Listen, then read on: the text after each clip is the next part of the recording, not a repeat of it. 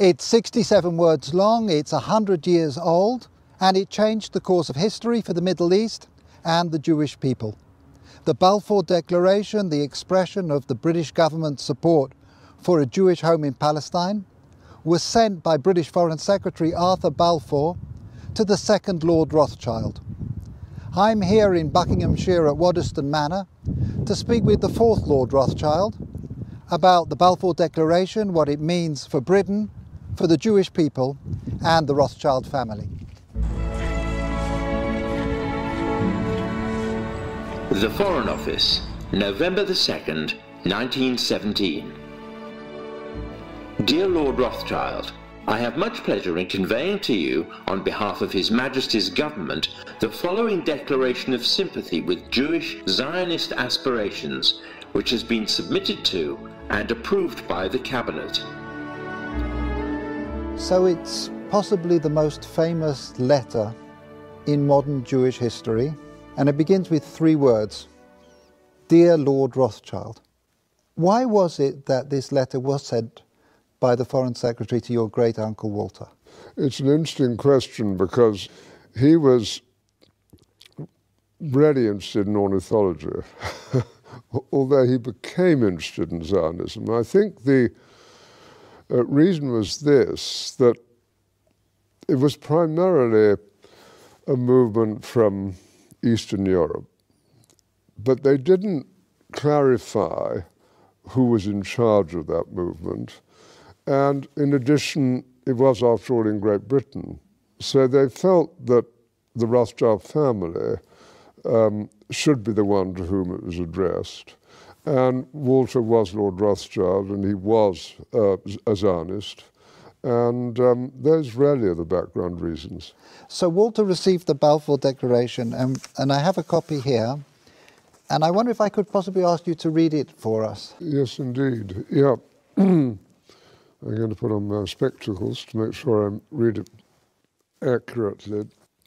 His Majesty's Government view with favour the establishment of Palestine as a national home for the Jewish people, and will use their best endeavours to facilitate the achievement of this object, it being clearly understood that nothing shall be done which may prejudice the civil and religious rights of existing non-Jewish communities in Palestine, or the rights and political status enjoyed by Jews in any other country.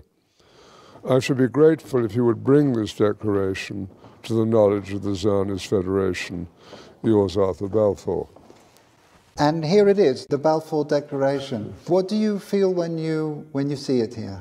I genuinely feel it's one of the most extraordinary moments in the history of the Jewish people.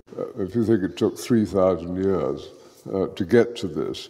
And of course, the Rothschild family then as now filled 2 roles, because it wasn't just a leader of diaspora Jewry, it also played a very significant role in the early years of the establishment of the pioneer communities in Israel as well. I just want to revisit for a moment your cousin Dorothy, who Yes. you mentioned, who at an extraordinarily young age, still in her teens, played such a critical role as a go-between and a facilitator for Chaim Weizmann. Can you say a little bit about that? Well, she married my cousin Jimmy when she was 17. So this is your cousin Dorothy, Dolly. Yep, Mrs. James de Rothschild. And from her teenage years onwards, she was a major supporter of Israel, wasn't she? Major supporter. I mean, she worshipped her husband, who'd been deeply committed, son of Baron Edmore. It was due to him, I think, that she became interested. But once she became interested, she became passionately interested.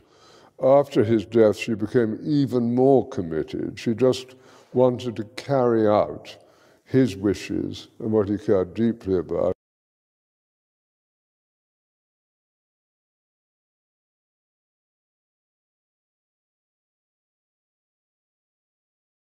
And you can read letters from her to Weizmann and from Weizmann to her when she was only 17. And what she did which was crucially important, was to connect up Weizmann with the British establishment. I think she also trained him in how to deal. She helped educate how to and it's conduct extraordinary himself. at that age, but she did sort of tell Weizmann, you know, how to kind of integrate, how to insert himself into British establishment life, which he learned very quickly.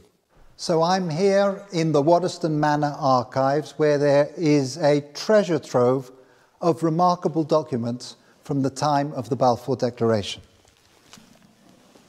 We have the correspondence here between the teenage Dorothy and her husband James, and it's really a love story. Here we have detailed letters describing her dealings with Zionist leaders, her advice and her suggestions regarding the conferences of the Zionist movement. And here we have a letter that the young Dorothy, still not 20, sent to Dr. Chaim Weizmann, where she's talking about the meetings that she's arranged for him.